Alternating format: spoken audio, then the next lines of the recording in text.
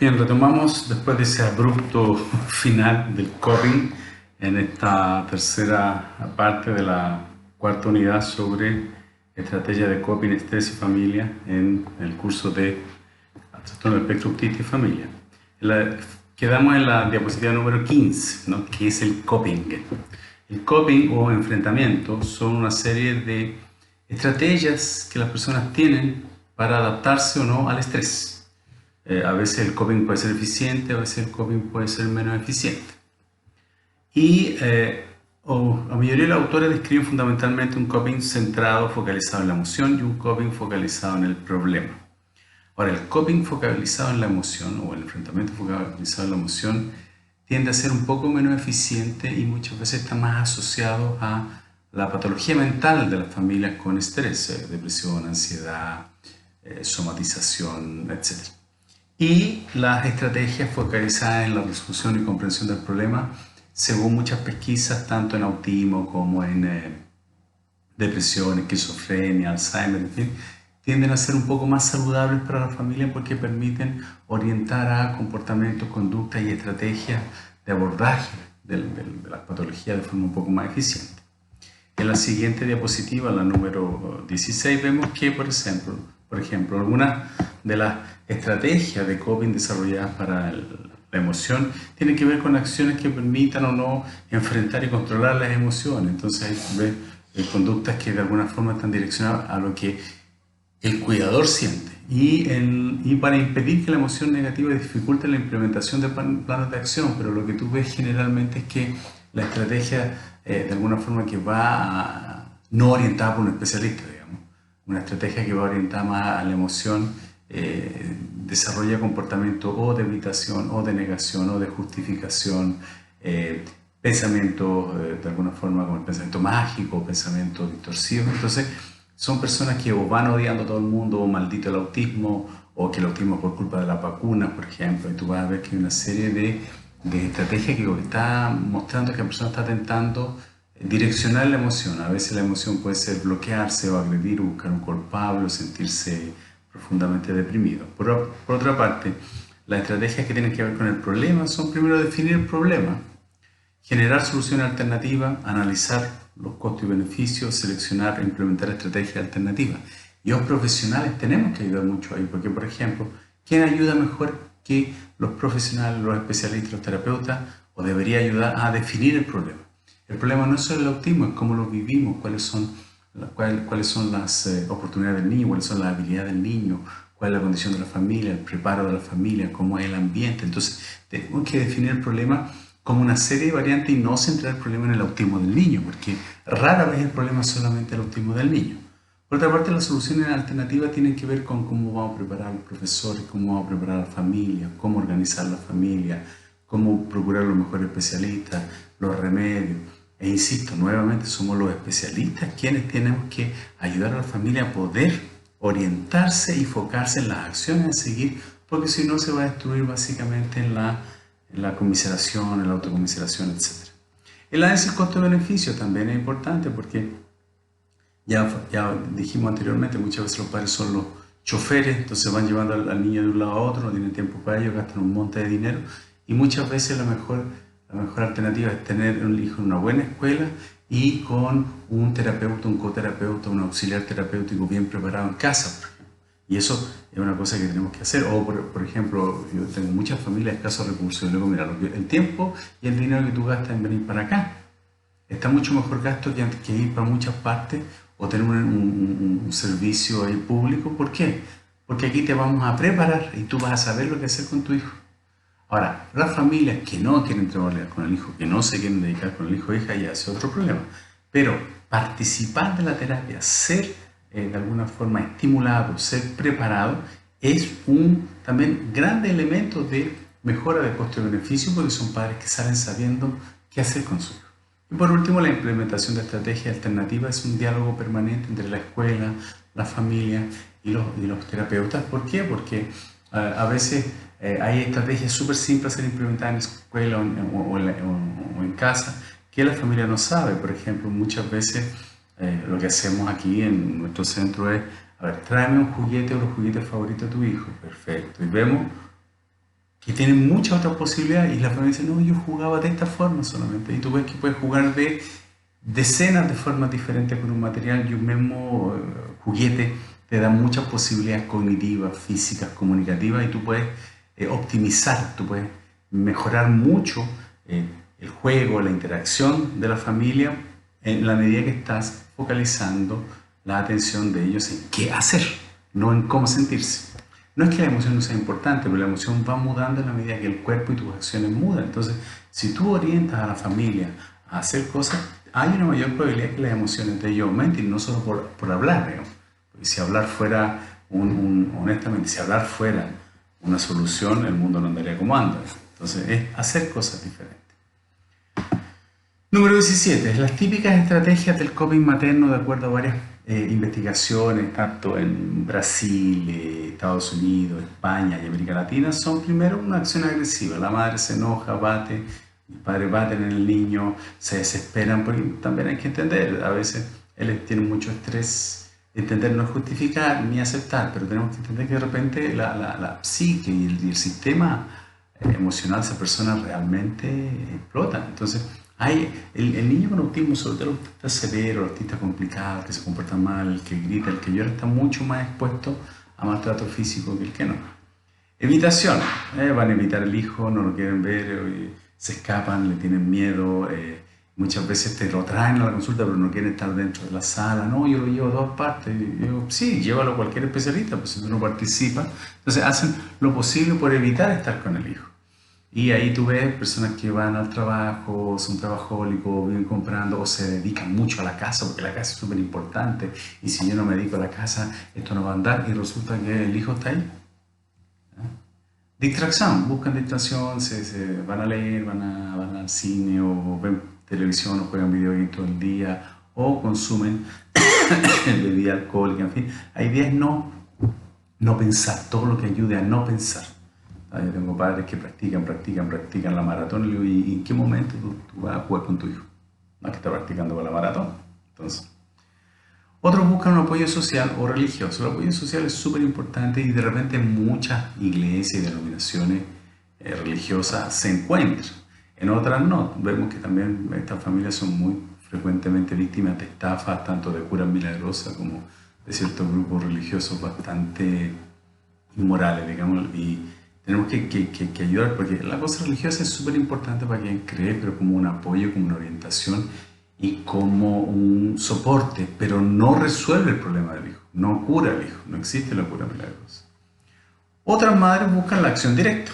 Una acción directa, van, se envuelven con el niño, intentan trabajar, a veces se cansan, vuelven y esa familia y esas madres generalmente son las que tenemos que apoyar y estar orientando. Y cuanto más se las trabajan, yo tengo niños que de repente en 3 meses son totalmente diferentes porque una mamá está encima, un papá que está encima. Otra forma, el número 6, es la inacción o la desesperanza aprendida. La persona dice, no, yo no consigo, no, a mí él no me hace caso, no, mi hija no quiere nada conmigo. Y básicamente se rinden y entregan el hijo en otra persona o que otra persona lo cuide o simplemente no hacen nada. Otra es la de aceptación. Mi hijo es así, mi hija es así, yo lo voy a amar como es. Y tenemos cosas positivas. Mi hijo es así, yo voy a seguir intentando mejorar lo posible lo que él tiene y voy a procurar conocer, en fin. Y hay una forma negativa. Mi hijo es así, ya no hay nada que hacer, que es como una aceptación fatídica. Esa segunda aceptación es peligrosa porque rápidamente lleva a la desesperanza aprendida. Entonces, tiene que ser una mezcla del número 5, una acción directa con una aceptación. Otra estrategia típica es la expresión emocional. Esta mamá que le hablan a todo el mundo, que cómo me siento aquí, que estoy desesperada, que te dijo. Y es básicamente un desahogarse permanente. Ahora, si eso no está de alguna forma mediado, relacionado con, sí, yo me siento así por tal cosa, pero si yo hiciese otra, o si hubiese otro tipo de conducta, me sentiría de otra manera. Entonces, llevar a la persona cómo tú te sientes mejor hablando, cómo tú te sientes mejor haciendo con tu hijo. Lo que uno siempre le dice a la familia es que, mira, si ustedes se preparan, si ustedes saben qué hacer con su hijo, tú vas a estar menos deprimido, tú vas a estar menos ansioso y tú te vas a sentir mejor y vas a poder disfrutar de tu hijo. Entonces muchas veces yo honestamente, por mi condición de déficit de atención y poca paciencia, le digo, mira, yo aquí no voy a escuchar todo lo que tú quejas, a ver, mira, ¿qué tú ves? Ya. repite lo que estoy haciendo. ¿Te resultó? Sí, sigue haciendo eso. Entonces, es súper importante enseñarle en directo a la familia cómo eh, trabajar, cómo estimular, cómo jugar con su hijo o hija, porque eso de alguna forma va mudando, va transformando todo esto que estamos viendo. Y por último, una estrategia de coping materno también importante es la reevaluación o la planificación cognitiva, es decir, la mamá o el papá, porque antes es la mamá la que trabaja, ¿no? De alguna forma hace una reevaluación completa de lo que aconteció y hay toda una suerte de rediseño cognitivo. O sea, no, tendría que hacer esto, no voy a tener que hacer tal cosa. Por ejemplo, en mi caso vivimos en eso. Cuando FIFO a veces está muy doy, porque hay días que él está bien agitado. Entonces ese día que él quiere gritar, que quiere dar vuelta en su red, en su hamaca y meter bulla, ¿cómo se llama? Un, eh, un audífono, escuchar música agradable y dice, ya, este es un momento para mí para escuchar música. Es decir, tú empiezas a pensar de otra forma, tú intentas ser un poco más creativo. Entonces, es un desafío que todos tenemos. Esa reevaluación depende de regular la expresión emocional, depende de aceptar adecuadamente y depende de una acción directa y depende también del grado de apoyo social. Entonces, vemos que no todo coping es negativo. El coping 4, la búsqueda de apoyo social, la acción directa el 5, el 7, la aceptación, la expresión emocional, la reevaluación, pueden ser absolutamente adecuados siempre que estén mediados socialmente y por un grupo especialista que permita orientar la acción de la familia, en este caso de la mamá. El número 18, ¿cierto? Las estrategias más comunes que uno observa son institucionalización parcial o total y olvido. O sea, en muchos países yo vi que hay lugares donde los dejan, en comunas rurales los dejan, o familias que lo tienen 4 o 5 horas en la escuela o 7 horas en la escuela y después en casa el niño va para dormir. Es decir, no hay un trabajo. No, yo lo llevo, trabajan con él. Hay personas que dicen, ¿y usted no atiende sábado y domingo? O sea, no, sábado y domingo tienes que cuidarlo tú. Entonces hay una estrategia de sí, yo respondo por mi hijo, pero no me comprometo con él. ¿Ah? Hay una obsesión por trabajo, sobre todo los padres no trabajan. Entonces no, es que yo trabajo y yo estoy dando el dinero. Siempre tú no estás trabajando con tu hijo. Y ese trabajo es una forma de evitación. Después está la supresión de actividades sociales que implican presencia de la persona contea.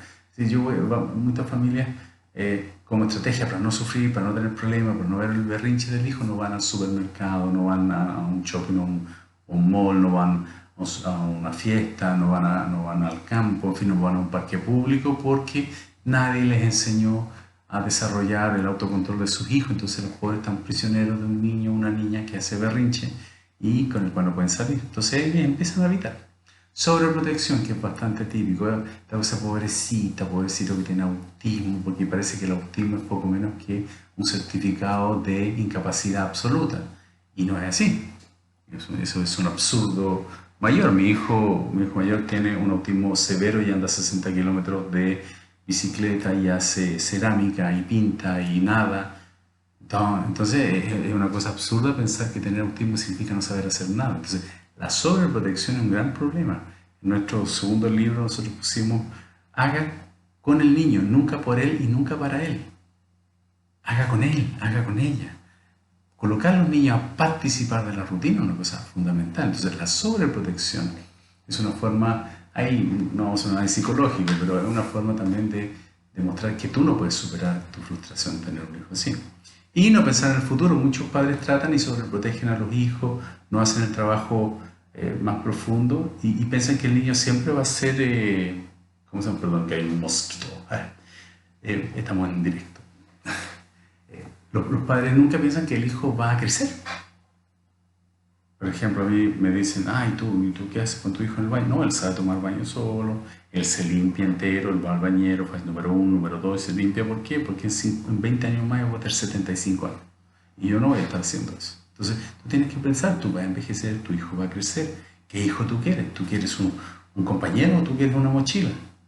Una mochila se tiene, perfecto, va a tener un peso, va a tener que cargar con el peso de ese hijo.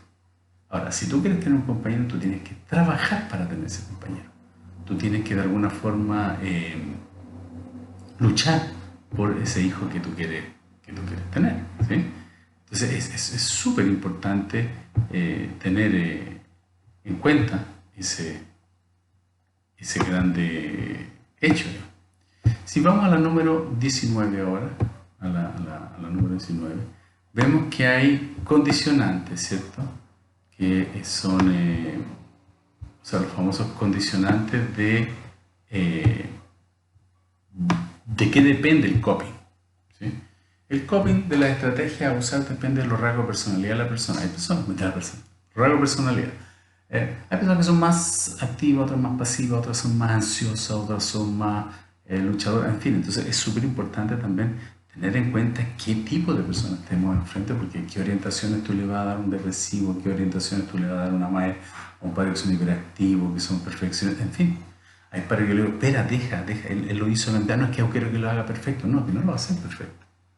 O sea, tú te tienes que acostumbrar a aceptar lo que él puede hacer, pues, y de a poco vamos exigiendo. Entonces el rasgo de personalidad es súper importante para saber con qué estamos trabajando y para saber también cuáles son las estrategias de coping que les van a usar.